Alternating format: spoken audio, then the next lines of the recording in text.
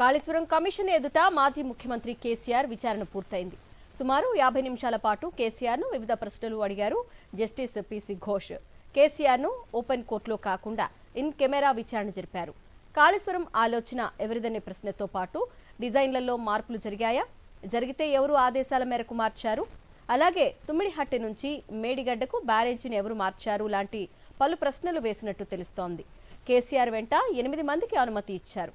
BRS నేతలు Madhusudanachari, Harish Rao, Vemula Prashanth Reddy, Vaddiraju Ravichandra, RS Praveen Kumar, Padmarao Goud, Mahmood Ali, Bandari Lakshma Reddy KCR వెంట వెళ్లారు. నిధుల సమీకరణ కోసమే కాళేశ్వరం కార్పొరేషన్ ఏర్పాటు చేశామని జస్టిస్ పీసీ ఘోష్ కమిషన్ కు స్పష్టం చేశారు మాజీ ముఖ్యమంత్రి కేసీఆర్.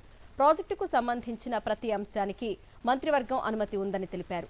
కాళేశ్వరం అనుమతులతో పాటు సిడబ్ల్యూసి లేఖలను కమిషన్ కు అందజేశారు కేసీఆర్. ఇదే అంశంపై అప్డేట్స్ మా కరెస్పాండెంట్ శేఖర్ డీటెయిల్స్ అందిస్తారు. శేఖర్. అర్ణ, మొత్తానికి కాళేశ్వరం కమిషన్ దగ్గర మాజీ ముఖ్యమంత్రి కేసీఆర్ అటెండ్ అయ్యారు. దాదాపు 50 నిమిషాల పాటు విచారణ జరిగింది. కమిషన్ ఎదుట ముందుగా 30 నిమిషాల పాటు ఇంటర్నల్గా కమిషన్ చీఫ్ జస్టిస్ పినాకి చంద్రఘోష్తో కేసీఆర్ భేటీ అయ్యి ప్రాజెక్టుకు సంబంధించినటువంటి వివరాలన్నింటినీ ఆయనకు తెలియజేశారు. తర్వాత ఓపెన్ కోర్ట్ హాల్లో ప్రత్యేకంగా ఆయనకున్నటువంటి కేసీఆర్ విజ్ఞప్తి మేరకు ఎవరిని కూడా ఇతరులను అలౌట్ చేయకుండా ముఖాముఖి క్వశ్చనింగ్ అండ్ ఆన్సర్స్ కోర్ట్ హాల్లో జరిగాయి.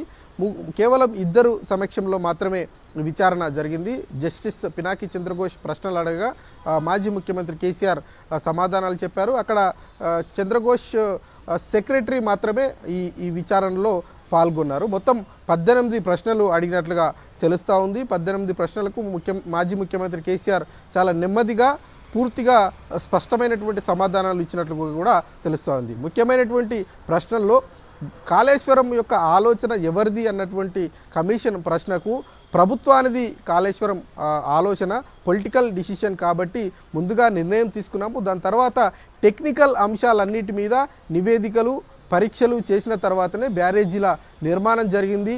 బ్యారేజీల నిర్మాణంలో లొకేషన్స్ మార్పు ఏదైతే ఉందో అది ఎవరు చేశారు, ఎందుకు చేశారు అన్నటువంటి కమిషన్ ప్రశ్నలకు వ్యాప్కామ్ సంస్థ అక్కడ టెక్నికల్గా పరీక్షలు చేసింది. వ్యాప్కామ్ సంస్థ ఇచ్చినటువంటి నివేదికలు సిడబ్ల్యూసి నీళ్ల లభ్యతకు సంబంధించినటువంటి అంశంలో భాగంగా తుమ్మిడిహెట్టి దగ్గర కాకుండా మేడిగడ్డ దగ్గర బ్యారేజ్ నిర్మాణం చేయాల్సి వచ్చింది.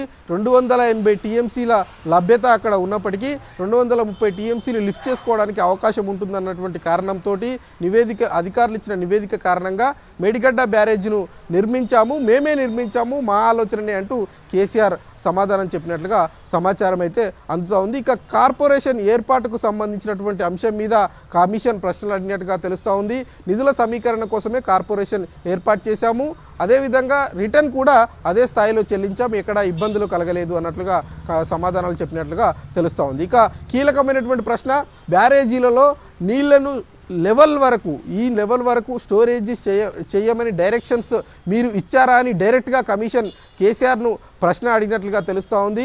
లేదు, నేను డైరెక్ట్గా ఇవ్వలేదు, బ్యారేజీలు నీళ్లను స్టోరేజ్ చేయడానికి కాదు, లిఫ్ట్ చేయడానికి మాత్రమే బ్యారేజీల నిర్మాణం జరిగింది.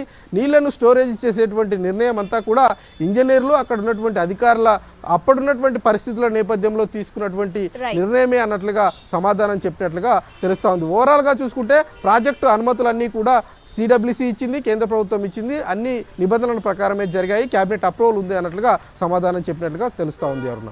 Okay Shekhar, thank you.